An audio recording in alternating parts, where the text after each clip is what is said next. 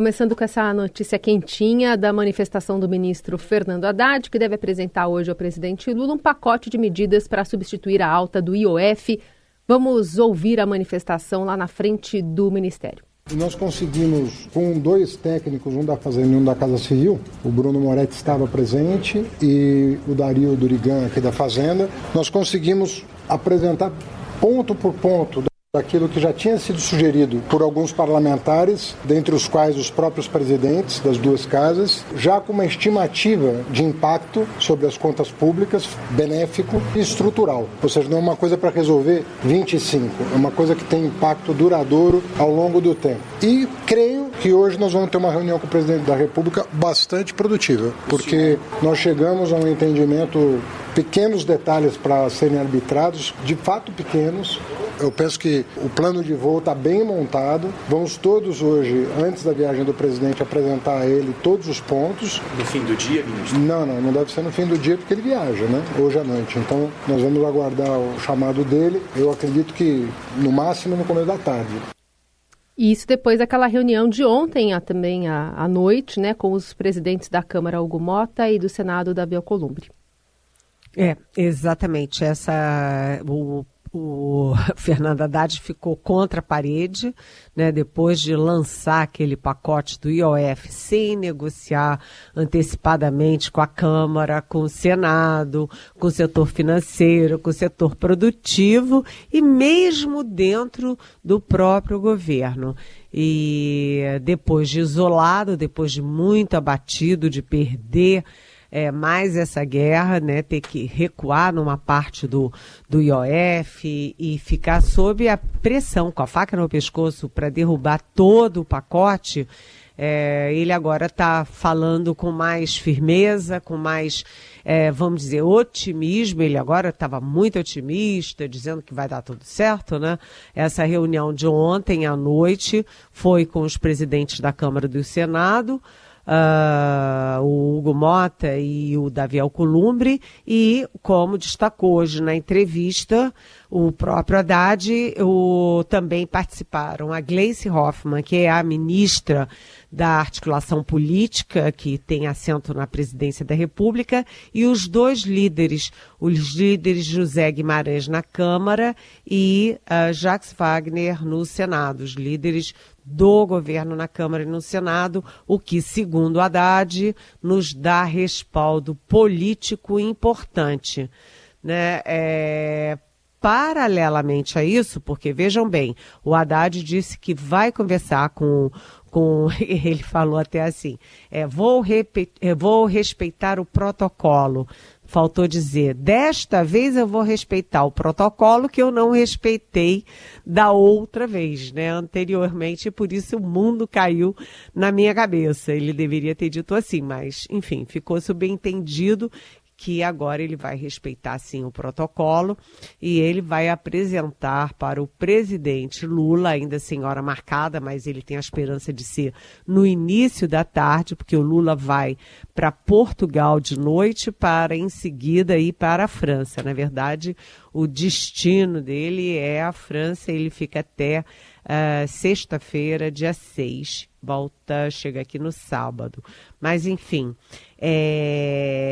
além disso, paralelamente, o presidente Lula e o ministro dos Minas e Energia, o ministro Alexandre Silveira, apresentam um outro projeto para aumentar a arrecadação, que é explorando petróleo.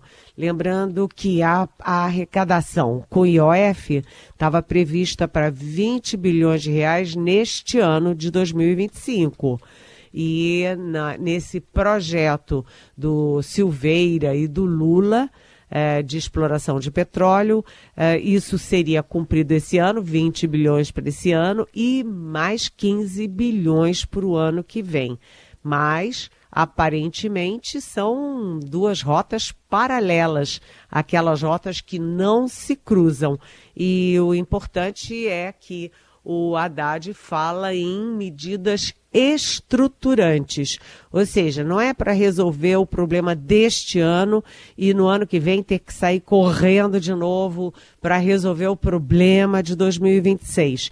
É uma proposta estruturante, o que soa como reforma. Isso significa também que a proposta do Hugo Mota de atacar a reforma administrativa está na mesa e tem o apoio do Haddad, com o seguinte detalhe: uma reforma administrativa tem que atacar o que o Haddad sempre quis atacar, que são os super salários, mas hoje já está na mídia que os parlamentares querem fazer a reforma administrativa sem atacar os penduricalhos do judiciário. Espera aí, você vai combater os supersalários, mas manter os penduricalhos de muitos e muitos milhares de reais para cada juiz, para cada desembargador?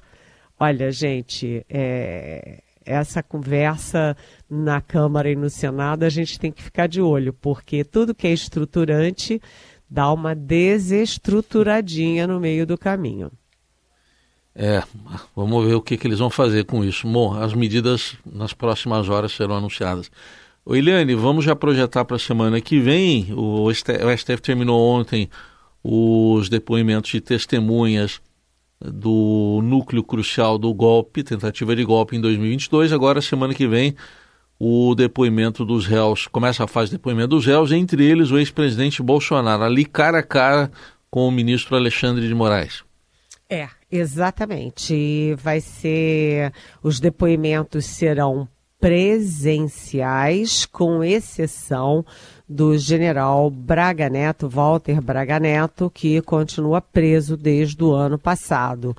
É curioso, né, essa prisão do Braga Neto, porque nenhum dos outros generais está preso, né? Nem o Augusto Heleno, nem o Paulo Sérgio, enfim.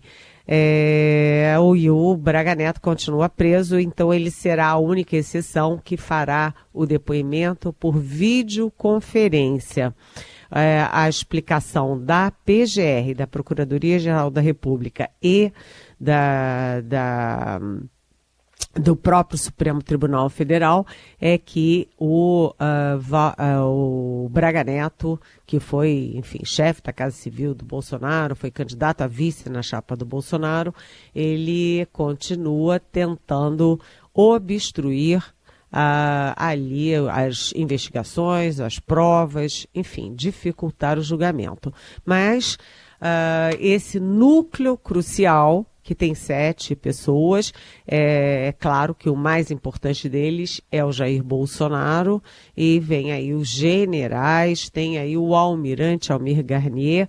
A lista vai ser vejam bem, por ordem alfabética, né? Então vem aí Almir Garnier, Anderson Torres, que era o ministro da Justiça, mas o primeiro a depor vai ser o tenente-coronel ainda da ativa Mauro Cid, porque além dele ter sido, né, o braço direito, o ajudante de ordens que estava dia e noite grudado com o Bolsonaro na presidência, ele também esteve presente em todos os processos contra o Bolsonaro.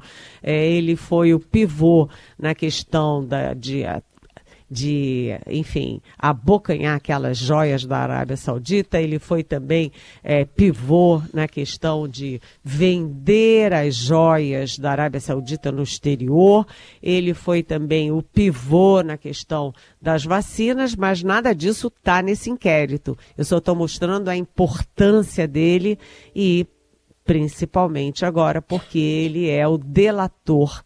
Ele tem ali a espinha dorsal das investigações e ele vai ser o primeiro a ser ouvido na próxima segunda-feira. Mas tem uma diferença, gente. Testemunha, seja de defesa ou acusação, é obrigada a falar a verdade sob risco, né, de punições. O Alexandre de Moraes, inclusive, ameaçou dar ordem de prisão, por exemplo, contra a testemunha, o Aldo... Como é que é o nome do ex-ministro? Aldo... ministro... Rebelo? Enfim, O Aldo Rebelo. Aldo Rebelo, obrigada, Carol, porque as testemunhas de defesa e acusação são obrigadas por lei a contar a verdade, tudo que sabem, sob risco até de prisão. Mas, quando o depoente é réu, ele tem também, por lei, o direito de ficar calado para não se comprometer ainda mais, não criar provas contra si mesmo. Então, a gente tem uma grande expectativa sobre a semana que vem, né, que é presencial, que vai ser aberta, etc. Mas há uma possibilidade de todos eles dizerem nada a declarar, nada a declarar, nada a declarar. Isso não é bem do feitio do Bolsonaro, que não vai perder essa chance, esses holofotes.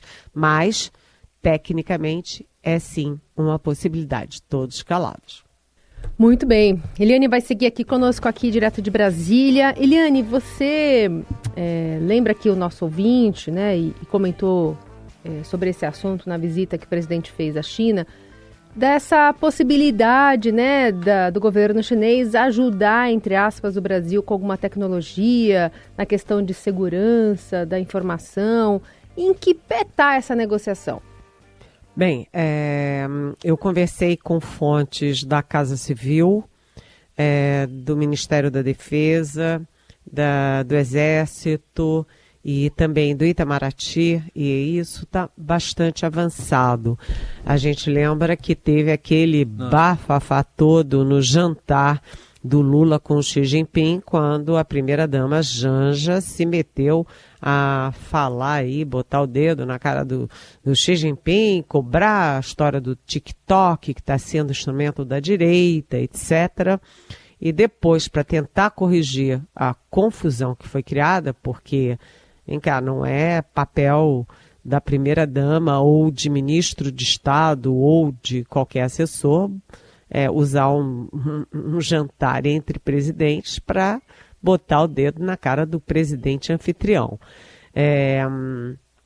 Mas aí, para tentar minimizar, o presidente Lula disse que ele é que falou do TikTok e disse que pediu ajuda do Xi Jinping para mandar um especialista em regulamentação da internet para o Brasil. E aí foi mais bafafá ainda, porque tudo que a China não tem é especialista em regulamentação de internet, porque a China não é propriamente uma democracia, um sistema aberto, e pode ter especialista, sim, em censura. E aí foi a vez do chanceler Mauro Vieira de, no Congresso Nacional, matar no peito e dizer não tem esse negócio de especialista chinês, ou seja, desmentiu o presidente Lula, mas fez um favor ao mesmo presidente Lula porque tirou isso da pauta. Mas, enquanto isso, o Brasil negocia firmemente, inclusive com uma empresa chamada Norinco, que é uma estatal chinesa, uma estatal enfim, planeja, pesquisa, fabrica, fornece para o exército chinês e exporta, inclusive, para a América Latina, equipamentos de defesa e segurança. E o ministro-chefe da Casa Civil, o Rui Costa, já foi há mais ou menos um mês, por volta de um pouco mais de um mês, em março ele foi à China, teve encontros, se informou sobre esses equipamentos, sobre o fornecimento da Norinco, e depois ele se reuniu aqui em Brasília com o Exército, com Marinha Aeronáutica, com o Ministério da Economia, etc., e voltou à China na comitiva do presidente Lula, que num jantar com a comitiva exclusivo para a comitiva brasileira, o Lula disse que essa era uma questão prioritária na viagem dele à China. Por quê? Por dois motivos. Primeiro, como todos nós sabemos e sentimos na pele, né, a segurança pública é uma questão prioritária no Brasil, e isso não é só na questão das pesquisas. As pesquisas apontam, mas não são só as pesquisas. Qualquer conversa nossa numa família, entre amigos, surge a questão da violência nas ruas, nas nossas cidades, né? A gente não pode nem andar mais com o celular na mão. É inacreditável isso. E é a questão da segurança, primeiro, inclusive com aquele pacote da segurança pública do Ministério da Justiça lá no Congresso Nacional. E a segunda questão é a de defesa nacional. O Brasil tem um território imenso, tem fronteiras marítimas imensas, fronteiras terrestres imensas e porosas, e precisa reforçar essa fronteira. E mais, há também uma questão aí de política e diplomacia. Por quê? Porque 90% das antenas, né, do uso de satélites e das antenas na Amazônia, que é tão estratégica para o Brasil, estão nas mãos da Starlink. A Starlink é uma empresa americana de quem? Do Elon Musk.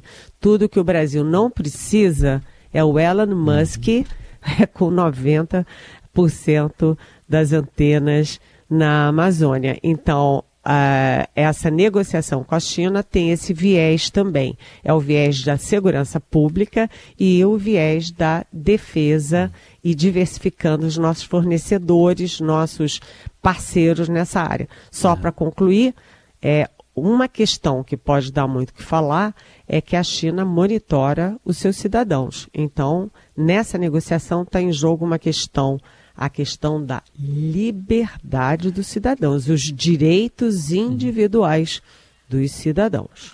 Muito bem. Eliane, outro assunto é que o governo de Portugal anunciou que estrangeiros que apresentaram manifestação de interesse de permanecer no país e tiveram pedido negado vão ter que deixar Portugal voluntariamente se não quiserem ser expulsos. Nesse grupo aí tem mais ou menos quase 5.400 brasileiros. Exatamente. Depois desse ataque do Donald Trump aos estrangeiros nos Estados Unidos, evidentemente que nos Estados Unidos a perseguição é a estrangeiro preto, pobre, latino, asiático e africano, né? É só pobre, branquinho, riquinho, não, tudo bem, pode ficar lá do jeito que bem entender, como a própria mulher do Trump, né? Mas agora você tem em Portugal que aumentou em 700% os vetos à chegada de brasileiros no país. 700%, hein? E para Portugal não está assim mais tão fácil. Agora ameaça 34 mil estrangeiros. São duas etapas. Portugal está avisando a esses 34 mil estrangeiros que eles devem sair por bem, porque agora eles têm chance de sair espontaneamente. Se não saírem, terão que sair por mal, ou seja, compulsoriamente expulsos. E no caso dos brasileiros, como você disse, Heisen, são perto de 5.400 brasileiros. Portugal, tão acolhedor, já não está tão acolhedor assim. Donald Trump está fazendo escola mundo afora.